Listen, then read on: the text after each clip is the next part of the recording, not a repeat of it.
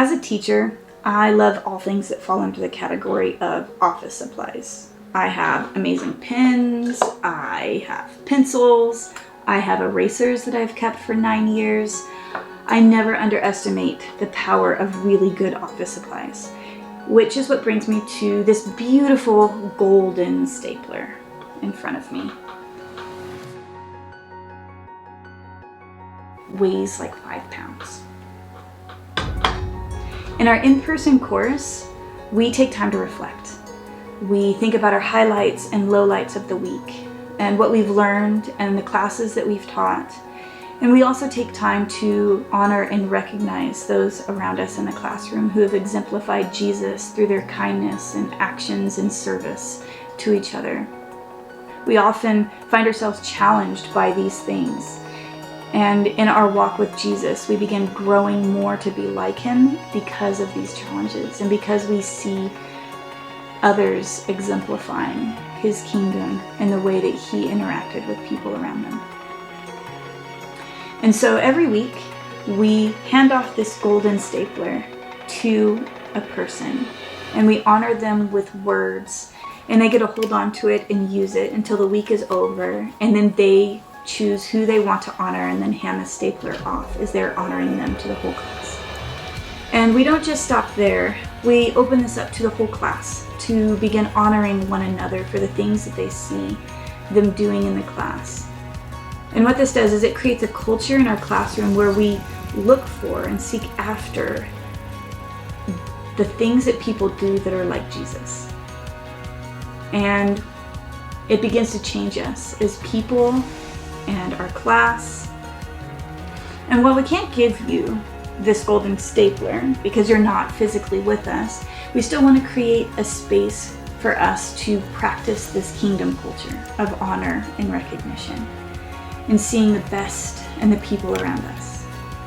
And so we want you to share what you see about those in our class, to be on the lookout for those moments that you interact with someone and it changes the way that you see the world, or maybe the way that you're feeling that moment, or maybe it's the way that they teach a class when we get there. Maybe it's how they respond to your discussion forum. Whatever it is, we want you to be on the lookout for that.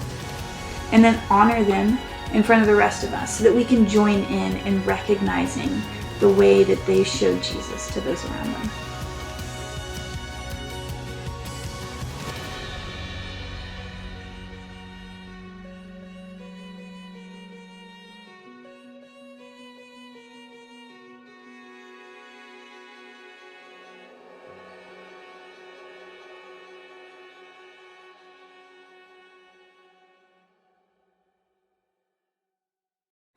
Reflection is a large part of our life, not just our TESOL life, but our daily life.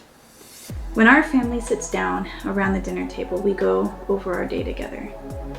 We reflect first on our lowlights, those moments in our day where we felt challenged or somehow something hurt our feelings and made us upset. It could be anything.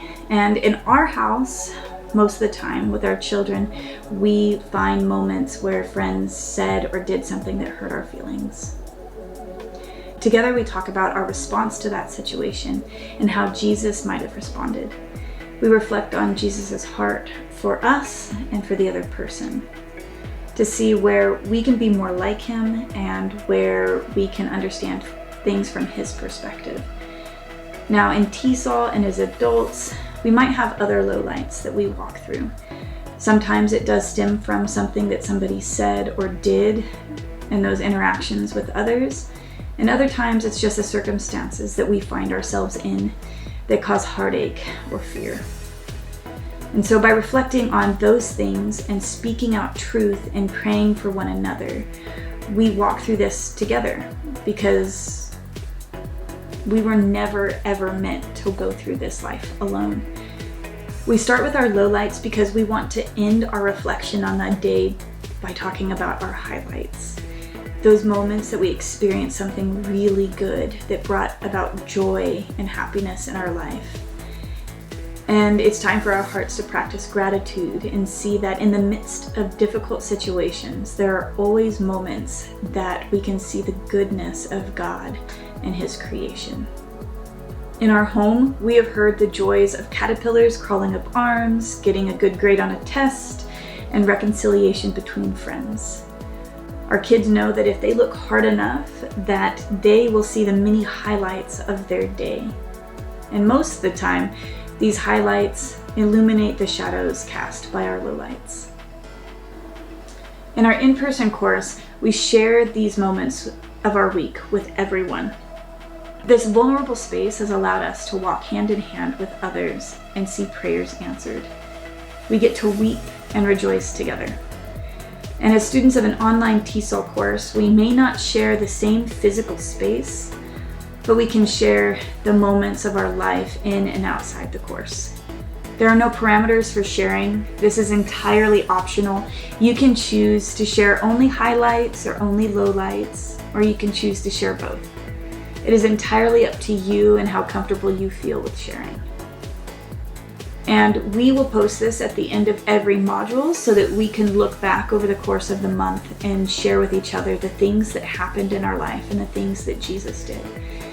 But if something comes up in the middle of the module, then we too can share those things because we would love to hear them as they come up. And so we just want you to be able to have a space to share those deep things that are happening in your life outside of TESOL and in TESOL. And we want to walk through this together for the next few months at least and invest in one another and pray for one another.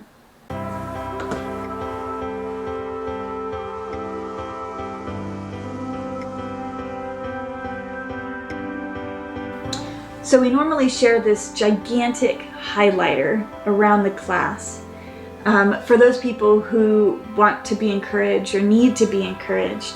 And they get to keep it for a week, much like the stapler, and you can use it. It is usable. It's gigantic.